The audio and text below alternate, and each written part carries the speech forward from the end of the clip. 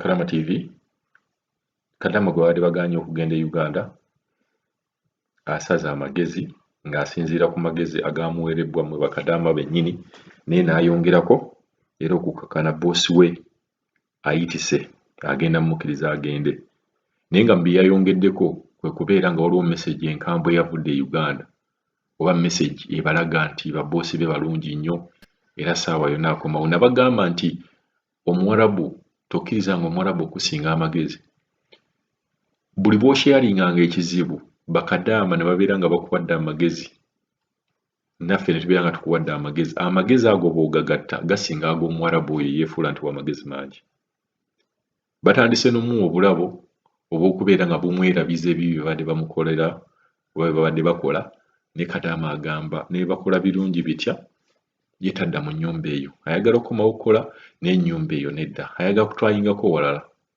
alabe bwe binaagenda kambwewe eddoboozi lya Kadaama ono ng'agamba ekintu ky'atoddeyo n'abeebaza amagezi ge mwamuwadde okubeera nga gamutuusizza okubeera nga boosi be bakkiriza n'ebya tiketi batandise obiprocessinga n'okushoppinga bamutandikidde okubeera nga bamushoppingira. Halo Nyabuli Karama TV.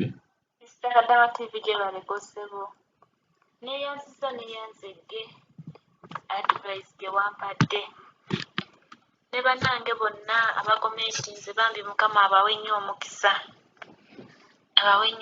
mwebale Mukama abawe omukisa abali mu mbeera nga gye mpitamu bambi Mukama balwanirire era neebaza ekisa kya Mukama ndabika ngenda kufuluma bulungi.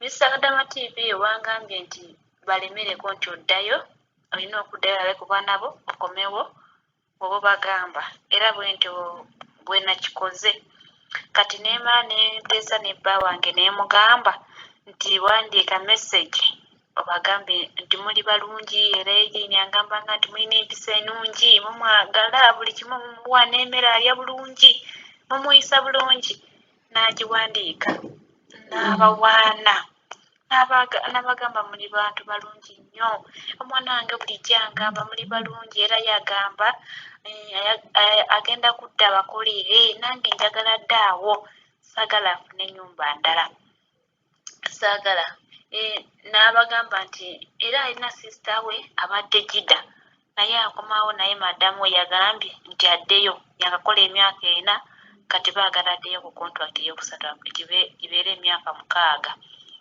n'oyo njagala akomewo kubanga nawe muli balungi nga bano ab'Ejjida nawe muli balungi njagala akomewo bannange mbadde ndi awo omukyala n'awalamuka ku ssaawa bazibadde nga 3 najja nampita nengamba oba ate kiki nangamba jangu olabe nentuuka okulaba message erimu Oluwalabu kuba yagiwandiise mu Luzungu n'agitranslatinga mu Luwalabu n'abasindikira mu Luwalabu kati nangamba tolaba message eno ono ye taatawo neemugamba ye nangamba laba jo awandiise message tolaba neemugamba simanyi Luwalabu n'ayita sisita we n'abisoma n'anzira mu Luzungu neemugamba nabagamba njagala just kulabako baana bange nkomawo bannange ne basanyuka naye nga simanyi kumbe nga sisita wono mama gwenkolera abadde n'Omunnayuganda naye Omunnayuganda yabekyanzeeko n'agenda tayagala kumanya nabo abadde amuyisa bubi mu mwezi gumu we yabakoledde n'avaawo kuba yabadde yakyusizza nnyumba eri yakolayo emyezi 10 kati abadde akyusizza nnyumba naye mu mwezi gumu yagenze yavuddewo balina empisa embi kati ono mutabanyi we wano waggulu waliwo mutabanyi we alina omukyala n'abaana 2 baleeta omukozi mu Indonesia n'agenda ne baleeta omulala n'agenda mu wiikisi 2 kati wabadde waliwo mu Philippine naye bali mu mbirigo era n'olwaleero bali ku poliisi kati balaba nga nze omulungi era ne bangamba nnyo oli mulungi era tujja kutwala ku shopping ne mbagamba namala saagala ate nga n'okuntwala lwali lutalo ne mbalemerako nnyo lwali lutalo okuntwala okugula baaga kati amaze madamu n'agamba bbaawe agende ku ofiisi abuuze kiki ekyetaagisa n'agenda ku ofiisi ne bamugamba n'abagamba nti njagala agende amale akomewo mumbuulire kyonna ekyetaagisa. Namugamba ddeeta obukadde 2.5 omutwale ku corona test waba talina afulume tewali birala byonna kasita aba alina ebbaluwa eraga nti mulamu. Nabagamba tugenda kubasindikira message nga contract eweddeko.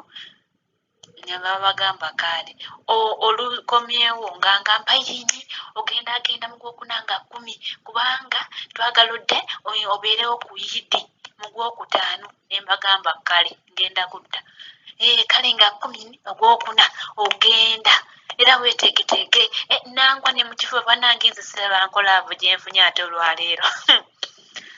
Nze babadde bamboola nga n'okusitula omwana kale n'okukwata ku kikopo kye nnywereddeko n'amala akikwatako ekyange kye bampa.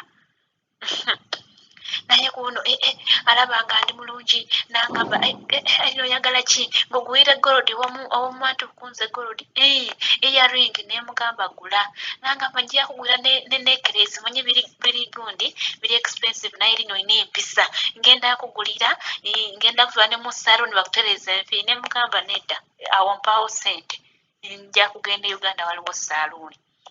Bannange mwebale kunsabira naye bano abantu bajja kaaba. Era okuddayo e Uganda gugweko bagambe nti mumpeeyo omulala naye nga kyenyagala ki balwewo okufuna mukozi bategeere ng'omukozi wa mugaso mu maka. Bwe banaalwawo nga tebafuna mukozi nga bo bamenyeka n'agali mu gaabwe aliddawo oba oli abalimuyisaako bulungi. Bano abantu balina empisa embi era bannaaye ng'oli mu maka nga bakuyisa bulungi mukwano guma okole. Naye kansabire ne bannange waliwo abagambye nti nange bwento naye Mukama oyo atalyanguze agenda kuyimirira. Nze nateeseza ne mwami ne Mukama batayipingire n'atayipingire bamusindikiddeka okay nabasindika n'omutima mbu nange nkwagala nnyo. Ngambye naye Mukama olina ekisa. So bannange mwebalire ddala Mukama bawe nnyo omukisa era nzikiriza mu linnya lya Yesu nga nonvaawo nga ndi mulamu. Bandi awo lwagulo luno nga bakaalakaala n'eya dryer nga bandeetera nga bangamba yiino kozesa ya 800 gye baguze nga bampa.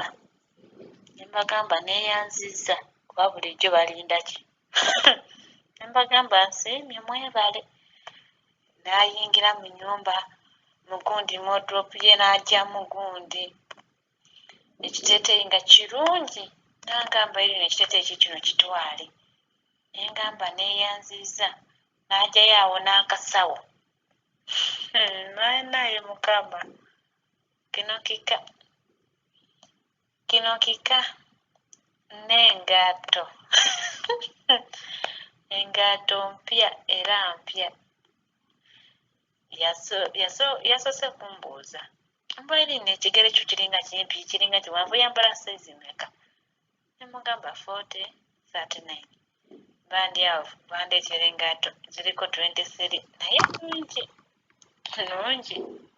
Engato Mr. Katama zizo ze baleese era ziriko 23. Nangamba ebirala bagenda kusigala nga bangulira.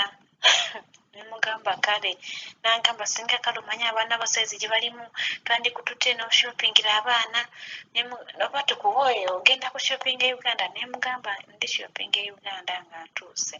Nangamba kale bwe banampaaki teri kasita ninnya kuli e Uganda kemala nkomawo wano ndikomawo naye sidda wano mu maka gano kuba nkyayagala okukola naye wano sidda kankyuseemu ng'endeeko awalala bannange kino kika.